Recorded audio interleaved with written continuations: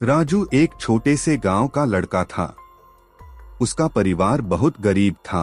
पिता मजदूरी करते थे और माँ दूसरों के घरों में काम। राजू का सपना था बड़ा आदमी बनना, लेकिन हालात उसके खिलाफ थे। स्कूल की फीस भरनी मुश्किल थी, लेकिन फिर भी वो पढ़ाई में आगे रहता। हर रात वो ट्यूबलाइट की हल्की रोशनी में किताबें पढ़ता और सपने बुनता।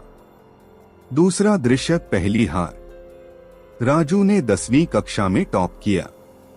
गांव के लोग हैरान थे कि एक मजदूर का बेटा इतने अच्छे नंबर ला सकता है। लेकिन जब वो आगे की पढ़ाई के लिए शहर गया तो असल संघर्ष शुरू हुआ। कॉलेज की फीस, रहने का खर्च और समाज की बातें, सब कुछ उस पर भारी पड़ने लगा। एक दिन उसे फीस न भर पाने की वजह से क्लास से बाहर निकाल दिया गया। उसका सपना बिखर गया। तीसरा दृश्य, खुद से सवाल। एक रात राजू रेलवे स्टेशन पर बैठा था। भूख, थकान और दर्द ने उसे तोड़ दिया था।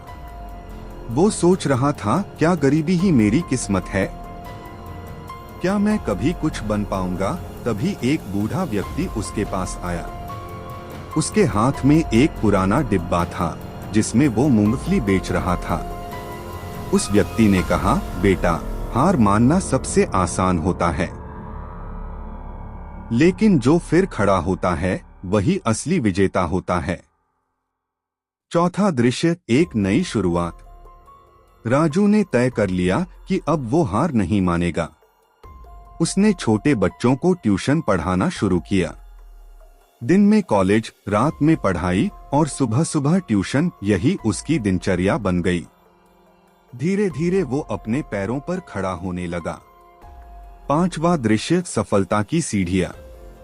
सालों की मेहनत के बाद राजू ने यूपीएससी की परीक्षा दी।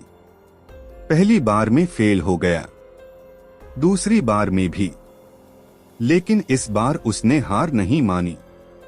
तीसरे प्रयास में उसने पूरे देश में 7वीं रैंक हासिल की। वही राजू जो रेलवे स्टेशन पर भूखा बैठा था, अब आईएएस अधिकारी बन चुका था।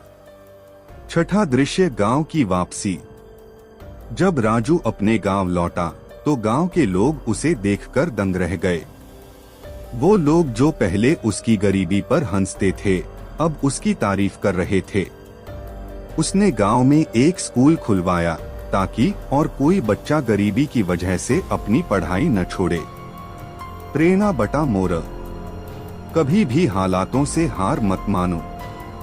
हर इंसान के भीतर आग होती है, बस उसे जलाने के लिए एक चिंगारी चाहिए। राजू की तरह अगर तुम भी सपनों के पीछे पूरी मेहनत और लगन से भागोगे तो कोई भी ताकत तुम्हें रोक नहीं सकती।